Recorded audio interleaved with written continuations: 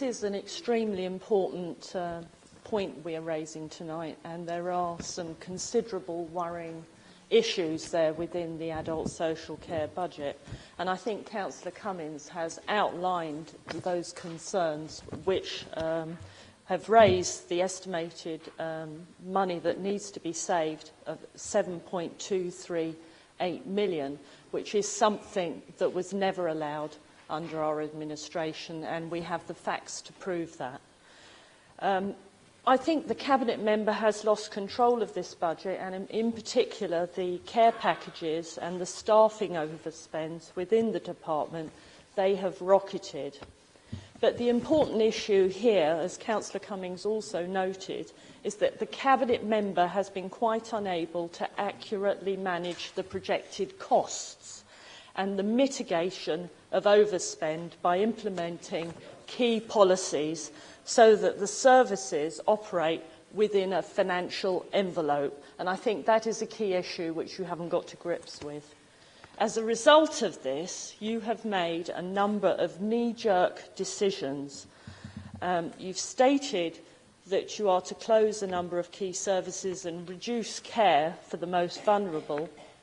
And many of you here in this chamber will have read the Guardian article where Heatherway was likened to the Ritz. I have to say that the service users found that a rather strange analogy, and they were not consulted over the closure, and those residents certainly did not feel that they were part of any so-called co-production. Whilst I would of course support any important an improvement in the respite for those who want alternatives, it is vital that the views of these people are taken into account before any closure is made.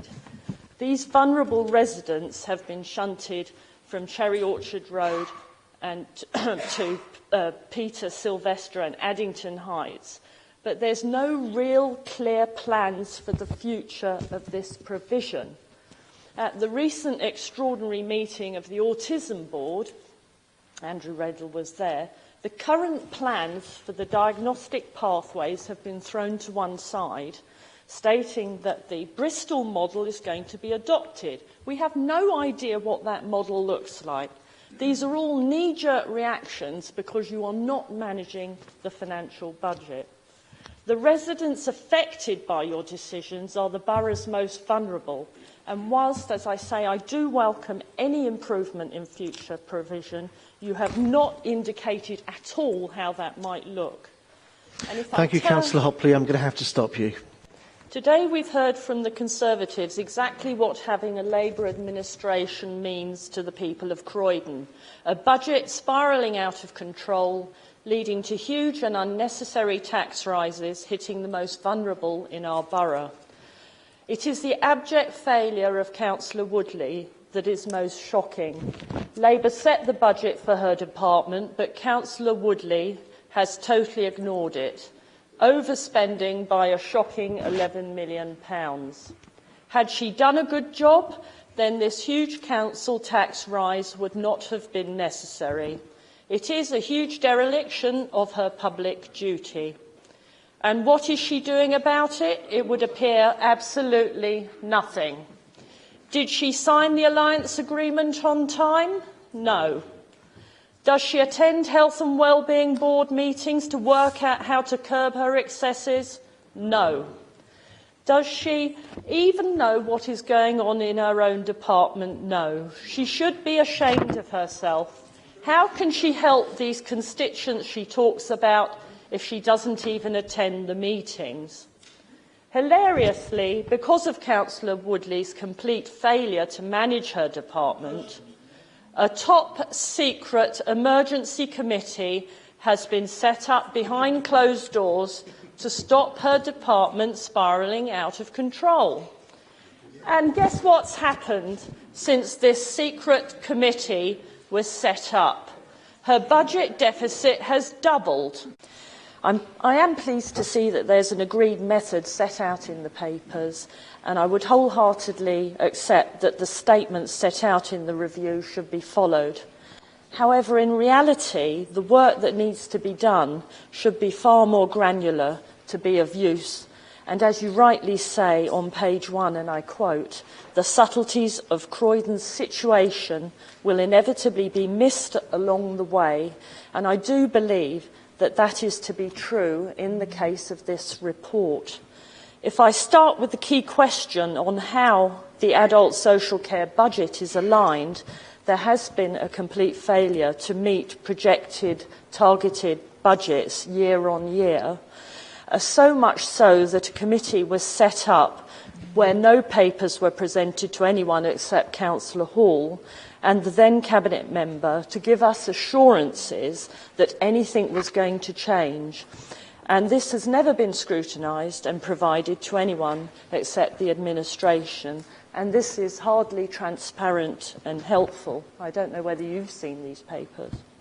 In relation to the alliance, something initiated by a Conservative administration, there have been excessive delays in progressing this important work. The South, as usual, being last on the list to receive personal independent coordinators, yet having the greatest population of elderly and the most complex need. Huddles are not fully operational in the South, and therefore, as a result of slow progress and in some years complete stagnation, significant savings have not been made, thus adding to the pressure on that budget. Applying to this system to under 65s is commendable, but you haven't got this right for the over 65s. And Eileen, as you rightly pointed out, there are extreme problems with that age group due to the digital access that now presents itself in the Council. If we look at direct payments, we have the lowest level of uptake. Despite a launch of a new system, the uptake has remained the same. So we're not sure what has gone wrong there. In terms of respite care, Heatherway has been closed and a robust plan of respite care has not been put in place for residents. Care providers and care support has closed, leaving the Council's contracts up in the air. So again, we need to know what has gone wrong. When a mother at a recent MenCap meeting was begging for respite care, and Councillor Avis and I were at that meeting, what assurance was given to that family that she could get respite care so she could go to this funeral? Councillor Hopley, you're now out of time. Could you wind up, please? Okay. We say there's no money, but I'm afraid I'm sceptical of that because in these papers here we see significant pay increases. I do want to see the work of the Alliance progress. It was a Conservative wish for that to progress, but I'm sceptical that we're going to see that transformation and that sea change. What is concerning is the significant overspends and inability to track the budget, which does seem to spiral out of control. This is not something new. We know that the majority of elderly people with complex needs live in the south of the borough and where longevity is some 13 years different to other parts of Croydon. But in this current final policy, fiscal policy, it does not support the initiatives in the south where it is most needed and hence overspends of 10 million.